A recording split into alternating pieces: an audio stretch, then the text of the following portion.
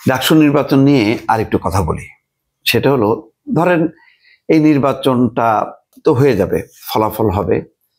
ফলাফল হয়তো কেউ মানবেন, কেউ মানতে চাইবেন না, অথবা দুপক্ষই জয় পরাজয় স্বীকার করে নেবেন। কিন্তু এই নির্বাচনটা যদি ধরেন শিবির পক্ষ জেতে, তাহলে কি হবে? আর বিএনপি পক্ষ যদি জেতে, তাহলে কি হবে? আবার মানে মিক্সড, সবাই টুকটাক, কেউ ভিভি পেল, কে জিএস পেল, কেউ এইচজিএস পেল, এরকম যদি মিক্সড হয় তাহলে কি হবে? আমাদের রাজনৈতিক বিভাজন এবং সমীকরণটা এত ভয়ঙ্কর, সেটা কিন্তু আগে মনে হতো যে হাসিনার বাইরে সবাই বোধহয় এক। এখন দেখা যাচ্ছে না, সবারই যার যার কিন্তু হিসাব নিকাশ আছে। সেই হিসাব নিকাশ করতে যে আমি নিজেও এখন খুবই ক্লান্ত এবং অসহায় বোধ করি। একসময় আমার কন্টেন্ট যারা পছন্দ করতেন, এখন আবার অনেক বিষয়ে কথা বলি, সেগুলি পছন্দ করেন না। তারা মনে করেন যে আমার বক্তব্য বিএনপির ফেভারে যাচ্ছে। আসলে আসলে কি তাই বিএনপির ফেভারে যাচ্ছে? বিএনপি কি মনে করে যে আমি বিএনপির লোক?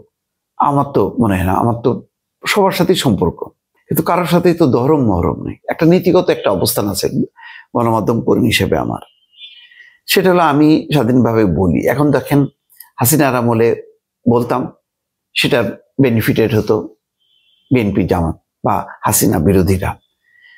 এখন আবার বিভিন্ন পয়েন্টে যখন নাকি আমি কথা বলি, মনে করেন পিআর সিস্টেম, আমি মনে করি যে এটা উপযুক্ত এখন না, তাহলে চলে যাচ্ছে জামাতের বিপক্ষে, আবার বিএনপির পক্ষে, তাহলে আমি হয়ে যাচ্ছি বিএনপির দালাল। আমি যদি বলি যে আমি মনে হয় যে বাংলাদেশে একটা লিবারেল ডেমোক্রেসি রাজনীতি হওয়া উচিত, সেটা থাকলে ভালো। তা নাহলে আন্তর্জাতিকভাবে আমরা বিপদে পড়ব যদি ধর্মভিত্তিক রাজনৈতিক দলগুলোর উত্থান ঘটে, এবং বিশেষ করে বিভিন্ন জায়গায় তৌহিদি জনতার নামে যেগুলি চলতেছে, মাজার ভাঙার ঘটনাগুলি চলতেছে, এগুলি বললে আবার ওই ট্যাগ লাগান দেয়া হয় বিএনপির। একটা সাংঘাতিক মুশকিলের মধ্যে আছি। এই 1 বছর আগের আমি আর 1 বছরের পরে আমি নিজেকে আর চিনতে পারছি না। আমি কিন্তু বারবার একটা কথা বলি, ভাই, বহু মতাদর্শ আছে। ইসলামী দলগুলির মধ্যেই দেখেন কি পরিমাণ বিভাজন। ইসলামী দলদেরই একটা দল, মানে সেই নুরুল পাগলার মানে মরদেহ একেবারে লাশ কবর থেকে তুলে নিয়ে পোড়ায়।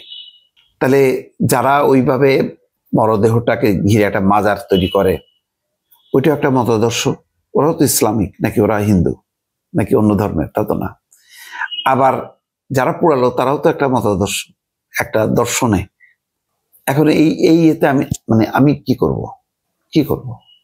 এদিকে থাকলে ওরা, ওইদিকে থাকলে এরা।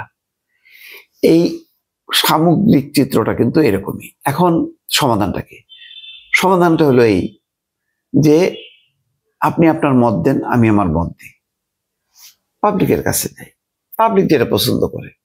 ধরেন আমার 50টার মধ্যে আপনার 40টা পছন্দ হলো না, আমার মতামত 10টা পছন্দ হলো, এটা মেনে নেন। এটাই তো গণতন্ত্র। তাহলে আমরা কি চাই? রাষ্ট্রটাকে কি হিসেবে দেখতে চাই? দেখেন, আমি দেখলাম যে আবু আলম শহীদ খান 15 বছর ধরে তিনি সরকারের সমালোচনা করলো।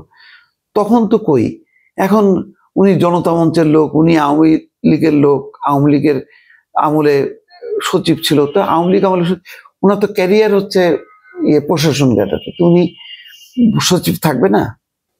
বিএনপি মনা কেউ কি দায়িত্বে ছিল না? সরকারি চাকরিতে হয়েছে, উনিও চাকরি করছেন।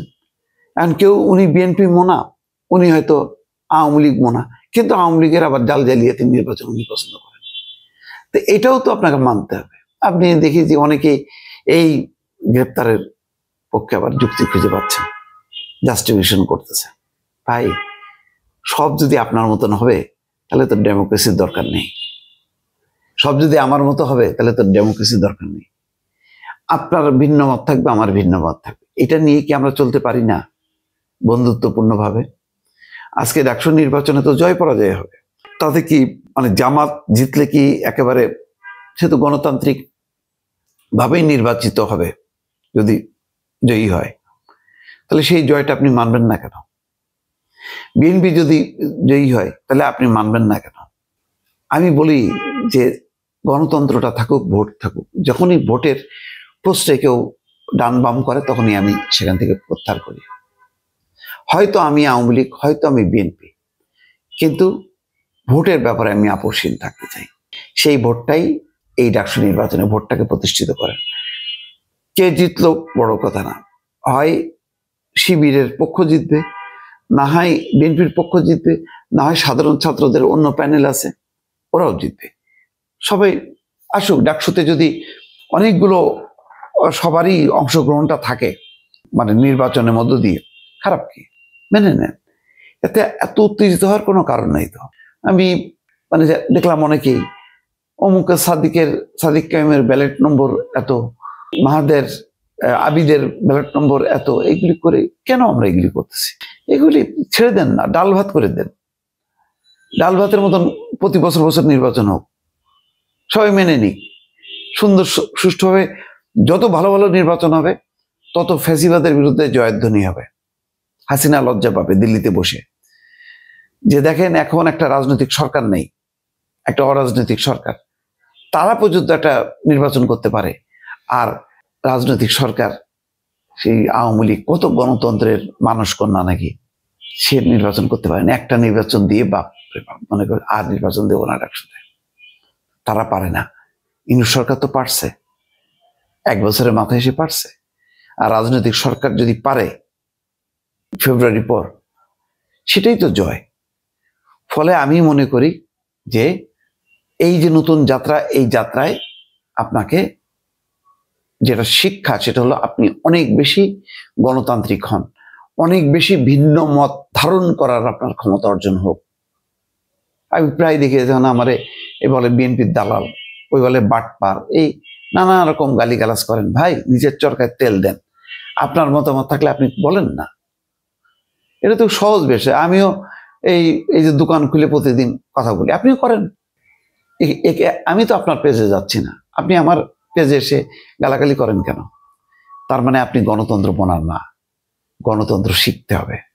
আপনি এই গণতন্ত্র মনা যদি না হন, তাহলে যে আপনি হাসিনার বিরুদ্ধে ছিলেন এই থাকার কোনো অর্থ নেই। কারণ আপনি হাসিনা তো না, একটা শাসন ব্যবস্থার বিরুদ্ধে ছিলেন, সেটা হচ্ছে অগণতান্ত্রিক শাসন ব্যবস্থা। আমরা একটা গণতান্ত্রিক শাসন ব্যবস্থা চাই, যাতে সবাই কথা বলতে পারি, মত প্রকাশ করতে পারি। ডাকসু নির্বাচনটা হওয়া, এটা গণতন্ত্রের জন্য একটা বিশাল বিষয়। আর যারাই নির্বাচিত হবেন তারা যেমন, যারা জিতবেন না তারাও প্রত্যেকেই গুরুত্বপূর্ণ। আজকে জিতলেন না, আগামী বছর, এর পরের বছর যে নির্বাচন হবে সেখানে জিতবেন। জয় পরাজয় মিলেই তো গণতন্ত্র। চলুন আমরা এই গণতন্ত্রের এই পথে সামিল হই। ভালো থাকবেন। আল্লাহ হাফেজ।